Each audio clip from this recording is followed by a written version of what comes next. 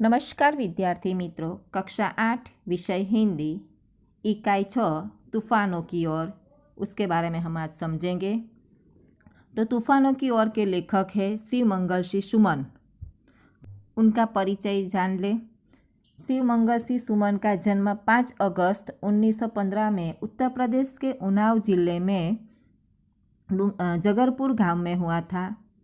उन्होंने बनारस हिंदू विश्वविद्यालय से MA PhD प्राप्त की थी। उन्होंने छात्र जीवन से ही काव्य रचने वाले सुमन जी की प्रमुख कृतियाँ है हिल्लोल, जीवन के गान, युग का मोल, प्रलय, सुजन, विश्व बदलता ही गया, विंध्य हिमालय, मिट्टी की बारात, वाणी की व्यथा, कटे अंगूठों की बदनवारे, उद्यम और विकास, प्रकृति पुरुष कालिदास आदि। उनकी कविताओं का मुख्य स्वर देश प्रेम है। ये विक्रम विश्वविद्यालय उज्जैन के कुलपति रहे थे। 1974 में मिट्टी की बारात पर साहित्य अकादमी तथा 1993 में भारत भारती पुरस्कार से सम्मानित। 1974 में भारत सरकार द्वारा पद्मश्री से सम्मानित किया गया था। 27 नवंबर 2002 को उनका निधन हो गया था। तो मित्रों, पहले हम इस इकाई के सारांश को समझ लेते हैं। इस प्रेरणादायक कविता में कवि श्री शिवमंगल सिंह सुमन जी ने अपने लक्ष्य की ओर निरंतर अग्रसर रहने का संदेश दिया है। विपरीत परिस्थितियां मनुष्य के साहस और धैर्य की परीक्षा लेती है। अंतिम सांस तक संघर्ष करना मानव की विशेषता है। कवि चाहते हैं कि मानव अपने इस गुण को जाने, पहचाने, दृढ़ संकल्प से जीवन रूपी संग्राम में विजय प्राप्त करने के लिए निरंतर प्रयत्नशील रहे। कवि के अनुसार जिस प्रकार आग में तपकर सोने में निखार आता है, उसी प्रकार बाधाएं हमें जीने की नई राह दिखाते हैं। हम आगे तभी बढ़ते हैं जब हमारे इरादे मजबूत होते हैं। नाविक समुद्र में लहरों के थपेड़ों से भयभीत हुए बिना आगे बढ़ता जाता है, तूफानों का मुकाबला करता जाता है, तभी उसे मंजिल मिलती है। इसलिए विकट और विषम परिस्थिति में भी बिना घबराए हुए आगे बढ़ते रहना चाहिए, तभी सफलता मिलती है। अब हम कविता शुरू करते हैं। तूफानों की ओर घुमा दो नाविक निज पतवार, आज सिंधु ने विष उगला है, लहरों का यौवन मचला है। आज हृदय में और सिंधु में साथ उठा है ज्वार, तूफानों की ओर घुमा दो नाविक निज पतवार। तो मित्रों, इन पंक्तियों में के माध्यम से कवि यह कहना चाहता है कि हे माझी यानी नाविक, अपनी पतवार का मतलब है चप्पू, जो पानी को काटता है। तो अपनी चप्पू को घुमाकर नाव को उस दिशा की ओर मोड़ दो जिधर से तूफान उठ रहा है। आज सागर ने क्रोध में आकर जहर उगल दिया है। लहरें अपनी जोर जोर से मचलकर अंगड़ाइयाँ लेकर ऊपर उठ रही है।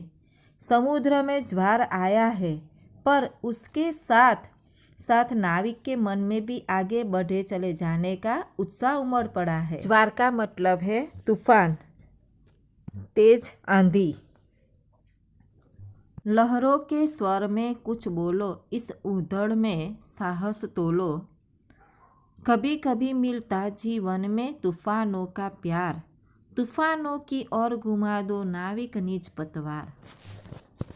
इन पंक्ति के माध्यम से कवि कहना चाहते हैं कि नाविक अपनी पतवार तूफानों की ओर घुमा दो।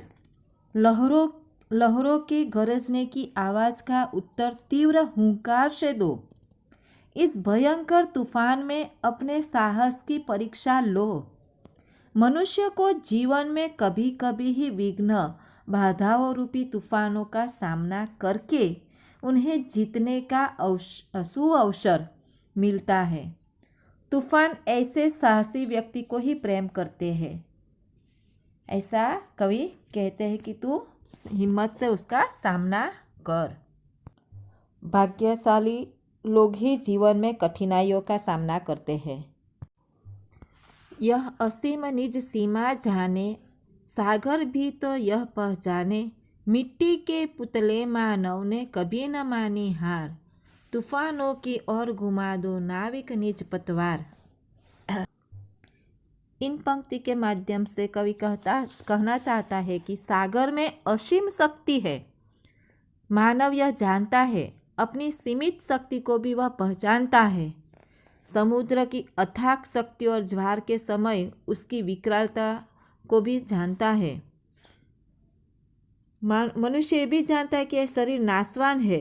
यहाँ जानते हुए भी मनुष्य खतरों से खेलता है, कभी हार नहीं मानता।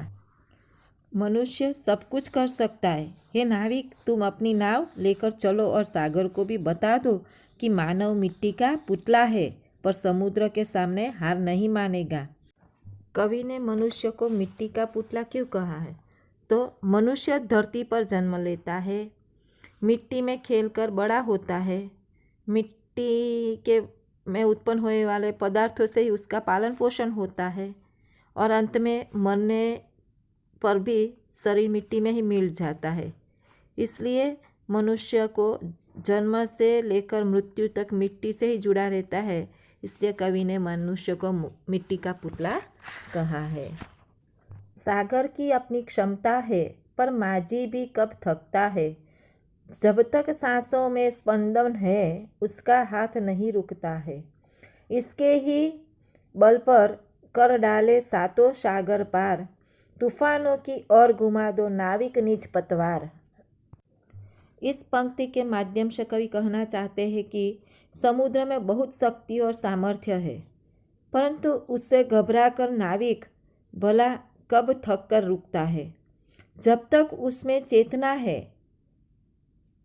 चेतना रहती है, सांसें चलती है, वह निरंतर नाव खेता रहता है। उसके हाथ पतवार चलाते रहते हैं, कभी रुकते नहीं। अपने इसी दृढ़ संकल्प और आत्मविश्वास के बल पर उसने सातों समुद्र पार कर लिए हैं, बाधाओं को पार करके मंजिल प्राप्त कर ली है। कवि असीम उत्साह से कहते हैं कि नाविक अपनी पतवार तूफानों की ओर घुमा दो, उनसे घबराना नहीं है। अस्तु।